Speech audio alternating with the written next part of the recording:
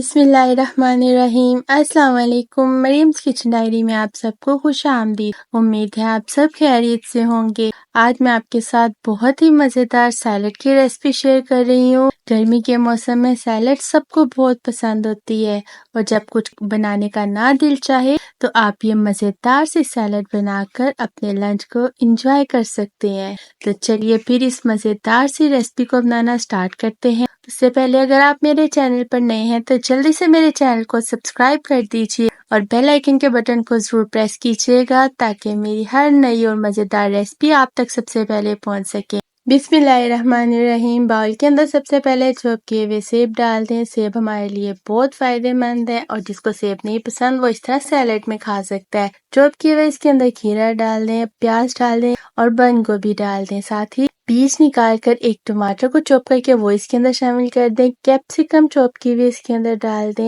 इसमें मौजूद तमाम चीजें जो है हमारे लिए बहुत फायदेमंद है। अब इसके अंदर चॉप की हुई गाजर डाल दी है, कैरी चॉप की हुई डाल दी है, 1 कप बॉयल बोनलेस चिकन डाल दिए, 2 से 3 टेबलस्पून इसके अंदर इमली का पल्प, 1 टीस्पून इसके अंदर नमक डाल दें, 1 टीस्पून इसके अंदर पिसी हुई चीनी डाल दें और 1 टीस्पून ही इसके अंदर चाट मसाला डाल दें, 1 टेबलस्पून इसके अंदर ऑयल का डाल दें। अब इन तमाम चीजों को आपने अच्छे तरीके से मिक्स करना है। जो लोग वेट लॉस कर रहे हैं ये उनके लिए भी बहुत फायदेमंद रेसिपी है। और अब इन तमाम चीजों को आपने अच्छे तरीके से मिक्स करना है। मिक्स करने के बाद इसको आपने खूब ठंडा करना है और ठंडा करके फिर आपने इसको सर्व करना है। गर्मी के मौसम में सैलड सबको बहुत पसंद होती है और जब आप डिफरेंट तरीके से मजेदार सी सैलड बनाएंगे तो घर वाले खुश हो जाएंगे। और लीजिए हमने सैलड भी मिक्स कर लिया है। अब मैं आपको इसको सर्व करके दिखाती हूँ। ये देखने में भी खूबसूरत है, जायके में एकदम परफेक्ट बनी है।